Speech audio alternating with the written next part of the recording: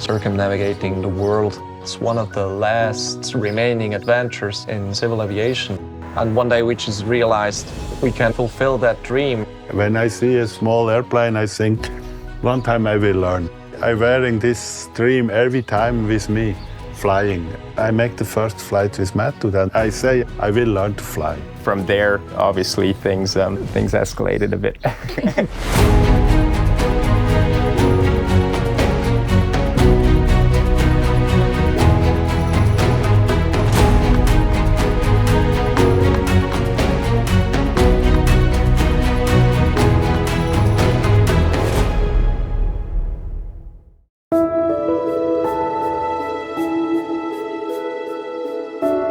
I like to explore the world or Europe or America before I do with my car or with my motorcycle, and now the next step is flying.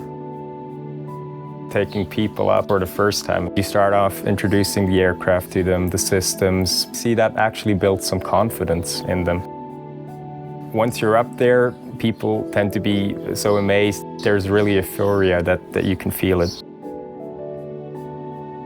What I like most is when we get down and when they say, hey, I need to do this again. 5 years ago, Matthew's father, he sells construction machines, and I have a construction firm. He asked me, you will fly one time with my son? And I say, yes. A half-hour flight, and after the flight with Matthew, I say, I will learn to fly. And now I have both license for US and Switzerland. In Switzerland, we have very nice mountain, and in the morning, early after the snowfall, when you can fly to the Alps, you are very free. You can do what you want with the airplane. 1 hour, 2 hours, you are in the ocean in France or in Toscana, or 2 hours in Vienna. I was quite honored that even when Fritz got his license, he would still take me on as a safety pilot. You're so fascinated with flying, and whenever Fritz called, you make time to do that trip. I mean, the camaraderie between us, even if we have a certain obvious difference in age, we really enjoy the moments we're sharing together in the cockpit. And now I'm more than 6 years old, and I have maybe 10 years, maybe 15, then it's long, I can fly. And then, now I must fly, I not wait 10 years. Maybe in 10 years, my doctor say I finish, and that's you must live now. I told Fritz, let's go and have a look into Diamond's production facilities, maybe be able to fly the aircraft and get your own opinion. So first we see videos in YouTube. In last October we flew together with my wife to Diamond, and also the first flight. I really saw it in Fritz's facial expression after the flight. It was just a massive grin. And yeah, It's so easy for flying. Yeah, Fritz's wife kind of like looked at me and she was like, yeah, thanks a lot. Now he's probably getting a plane. Oh, you don't tell her? We didn't tell her the purpose of the trip. Yeah, so. We say we make a trip to Vienna, finished. We don't say for airplane. I buy for me and my family a Diamond DA50. It's a big dream when you have your own airplane. Having that freedom is when you own an aircraft, when you're able to take it wherever you want it and whenever you want it. We know each other from the university, so we both studied aviation. I spent some time during boring lectures on finding airports on islands on Google Earth, because basically all of them have one. That's what connects them to the world. For me, it's the ultimate goal for a private pilot to do a trip like that. I mean, that's the trip of a lifetime. We had the idea in our head for a lot of years, and it really became a bit a part of your personality. It's something you talked about.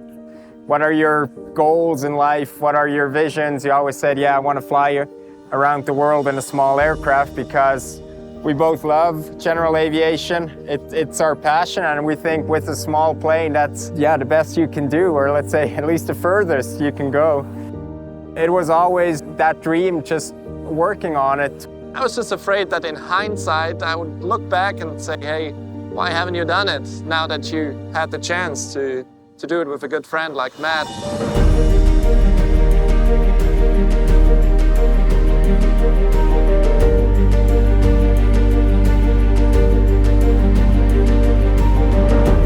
The trip itself, 4 months, 75 stops, 45 countries and 55,000 kilometers, brings us through a lot of different climate zones, through a lot of different geological conditions, taking the DA50 in favor for doing our project. We have the Jet Day 1 capability, which offers us to go to places where you just have no chance with F-gas, and with the prospect of sustainable aviation fuel. You now already with Diamond aircraft, with their engines, you can just fill it in and it will work. The longest leg was the one from Hawaii to California. It was just above 2,000 nautical miles. Took about 13 hours to complete. We flew the DA50 for 13 hours and we would do it again. It's a super comfortable aircraft. So we listened to our Spotify. The Proclaimers 500 Miles song was kind of fitting. We kept it on repeat. We can combine it with such a cause that we really think can give something back to aviation, the field that we all love so much, and that we are able to do it in such a nice airplane like the DA50 is really a privilege. If you fly fixed wing, there's always the element that needs to go forward. You can't just stop, and I think that applies to life as well. It can go up and down, but it needs to go forward. If you're in an airplane, you're sometimes forced with making a decision, sometimes within seconds. That helps me in my life as well.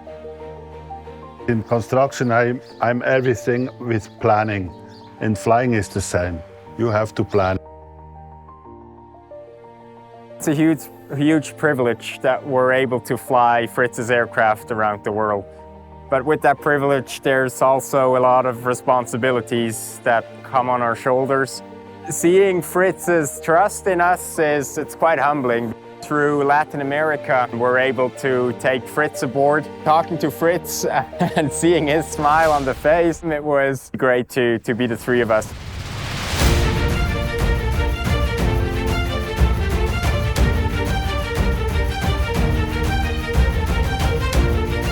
The beauty of it that comes along, the opportunities it creates, and the fascination lives within us, the passion which we can hopefully put on to other people.